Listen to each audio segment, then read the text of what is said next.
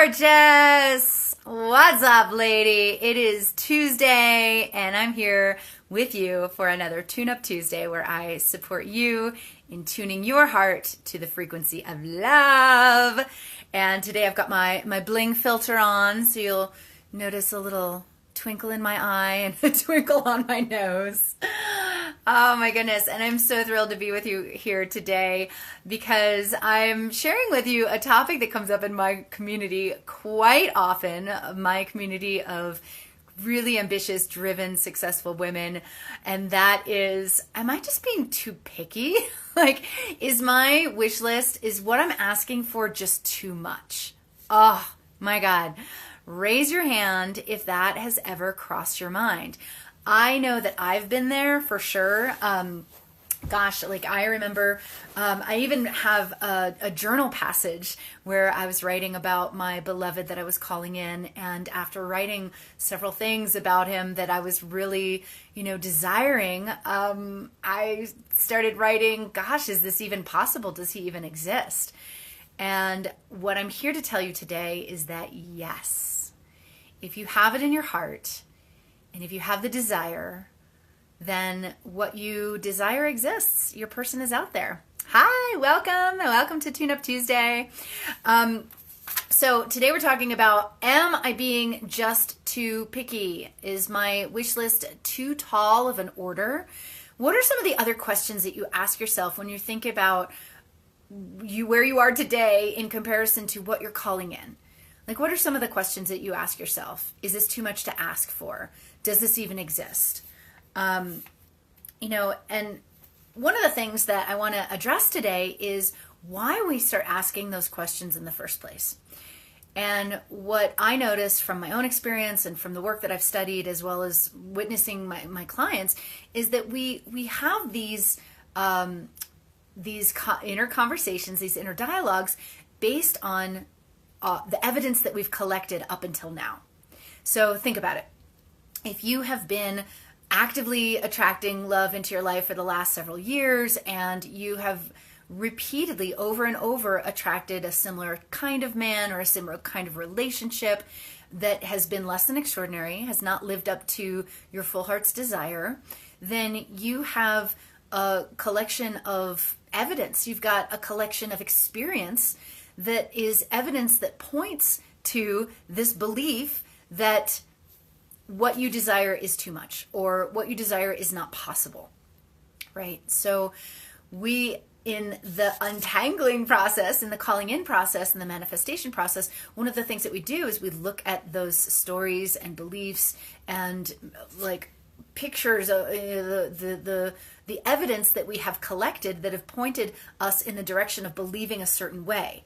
And we start poking holes at that evidence, beginning to gather evidence in the direction of what you desire actually does exist. And I'll speak into that in just a moment. But so again, we're questioning our desire based on the evidence that we've collected up until now, based on the fact that I haven't met a man who is both conscious and fit and intellectual and playful and adventurous all in one package. I have yet to meet a man who is emotionally intelligent and financially sound at the same time.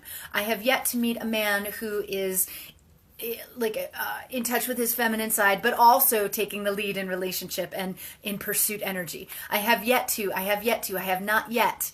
So again, we're collecting all this evidence based on our experience up until now. But the problem with that is that when we're collecting all this experience based on our experience up until now, then we're continuing to project the same experience into the future. We're creating more of the same. Right? Because our energy is in that place, our belief system is in that place, so we're going to attract more of the same. Yeah, everything is sparkling. Hey, Jenny, hello. I've got my bling filter on. Check it out. Twinkles in my eyes. Okay, it's just too much fun. All right.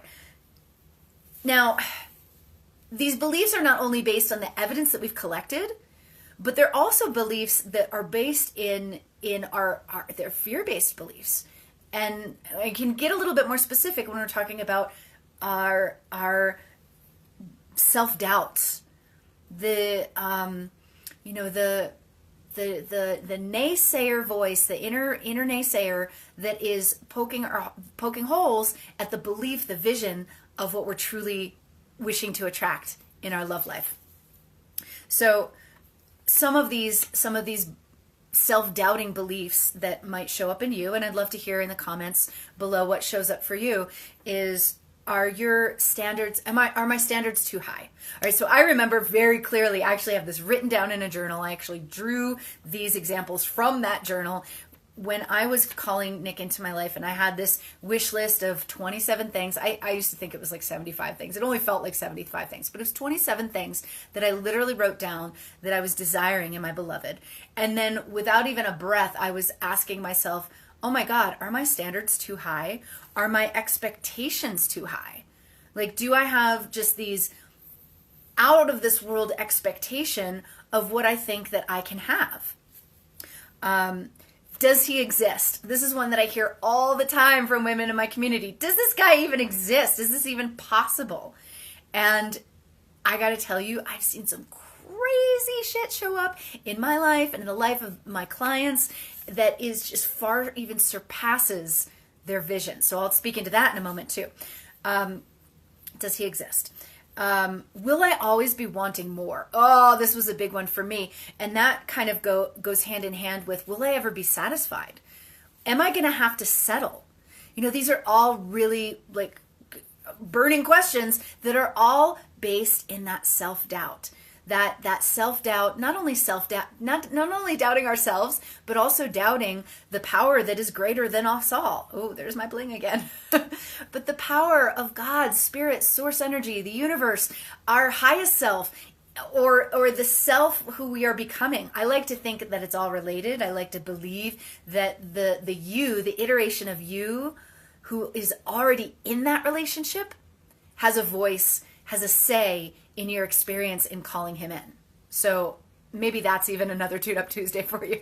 I'll return to that on another conversation. But all right, so what do we do about this? What do we do about this? I mean, there's several things that I can recommend just on this short video here for you to be leaning into. One of them is the universal laws. Now, we've all heard about the universal law of attraction. I mean, you've seen The Secret, you watch Oprah, you know, listen to Wayne Dyer, excuse me. We know about the law of attraction. But did you know that there are 11 universal laws that also, one of them is the universal law of attraction, but there are 10 more that we don't often hear about. Okay, so these are universal laws. Sometimes they're called laws of nature, but one of them is the universal law of supply. This is such a big one, and it's really interconnected with the law of attraction. But the universal law of supply says that there's an infinite supply. There's an infinite supply of what we desire. Now, if you think about it, like when we think about the capacity for love that you have in your heart, and wore my corazon shirt for you today, but if you think about how much love how much love can you possibly generate? Is there a limit to that? No, there's not. There's an infinite supply of the love that you can generate. And in the same token, there is an infinite supply of outstanding, extraordinary, high-performing, ambitious-driven men with an infinite supply of love out there too. Now, I know all of you are like shaking your head, going, show me the men, show me the men. I get it. So lean into this idea that there is an infinite supply. Okay? And then how we're going to back that up, taking action and performing a practice that I call becoming an evidence junkie. Now, you've spent your life or the last several years or however long collecting the evidence up until now that points in a certain direction, that points in the direction that what you want doesn't exist or what you want is impossible. What would happen if we took all that energy and all of that evidence collecting and pointed it in the direction of what you actually desire, what you actually want in love? So becoming an evidence junkie means being on the fierce hunt, lookout, just every day ravenously searching for evidence that what you desire exists. So I use this example all the time, so forgive me if you've already heard it. But one of these, one of the things that you could do is, in your everyday environments. And I do this at the airport because I happen to travel a bunch. But at the airport, or the grocery store, or the post office, or the farmer's market, or wherever wherever life happens to bring you, we often will be looking around for good-looking men who are well-groomed, well-dressed, might show up in a professional way. And then we look down and see a ring on his finger. And immediately we're in this eye roll energy of another one taken. Or whatever the automatic go-to is. That evidence pointing in the direction of what you desire doesn't exist because he's already taken. Because all the good ones are gone. Or whatever the story is. But what if we took that moment and looked at that man, saw that wedding ring, and celebrated, holy effing moly, what a beautiful example of a good-looking, fit, well-groomed, driven man who's commitment-minded. What a beautiful example of what I want in the world in real form. God love him, and God bless that relationship. Man, that woman that woman that's got him, man, she is just so fortunate. What a blessing. Totally different energy, right? So becoming an evidence junkie, all right? And that is so again, just to recap real quickly, what we're doing here is reversing this idea that you're being too picky or that what you want is too tall of an order to fill. Because honestly, like I said, I had a list of 27 ways that I wanted my man to show up in my life. Now, they were held with an open hand. So this is the other piece that's really important as far as manifestation is concerned. We can't hold the vision with this white knuckle grip. It can't be, he's got to be a certain age and a certain height, and he's got to be in this field of employment with salt and pepper hair and blue eyes and a mole on the left cheek. I mean, it cannot be that specific in those ways. It can be specific in the ways that are meaningful to you. Like when I was calling Nick into my life, I was in I was in a movement profession. I was in the health and fitness world. And so it was very important to me to attract a man who prioritized his health and who had similar eating patterns as me, or at least that we could support each other in our health and wellness goals. Okay? It was really important to me to attract a man who had a really healthy relationship with money. All right. So again, these are not these white knuckle specific ideas, but at the same time, they are specific. Like, and having a healthy financial relationship with finances, I had that broken down into a couple of things. Like he had some assets, right? And I wrote down like what those assets could be. It could be property. It could be it could be a car. It could be art. It could be, it could be so many different things. But I wasn't holding it so tightly, because here's the thing: when we hold the vision with this open hand, we leave room for God, the universe, spirit to work its magic and deliver to us something that is just way beyond what we as mortal humans could possibly imagine. Now, our imagination is creative and powerful, and one might argue limitless. But when we compare what we're capable of imagining with what the infinite power is capable of delivering, open hand. Hold that vision with an open hand, and be open to being surprised and delighted. Okay? So again, coming back to your vision, what you desire, you're not being too picky, you're not asking for too tall of an order. Like I said, I had this list of 27 things. I held it with an open hand. The important piece to carry away from this Tune-Up Tuesday is two things: to be leaning into the universal law of supply, this universal law that says that there is an infinite supply. If you have the desire on your heart, then there is a solution. There is the answer to that desire that exists on this planet. And not even just one answer to that desire, but multiple, infinite supply, so that you actually be in the power of choice. All right. And then the second one is an action step that you can take, which is becoming an evidence junkie.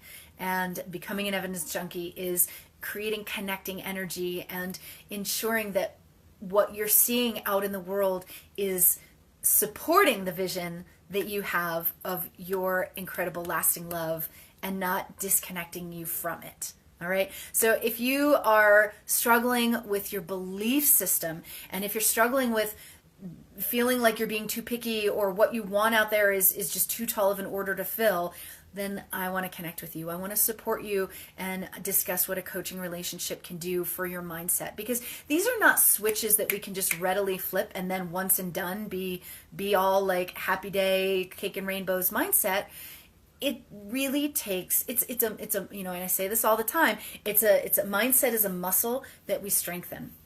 So it takes consistency, it takes repetition, it takes accountability and support. So if you're falling down on that, if you're feeling like you just cannot maintain the mindset that what you want exists on this planet, then let's have a conversation and see how the work that I do can support your love attraction vision. I'll drop the link to get on my calendar in the notes to this video.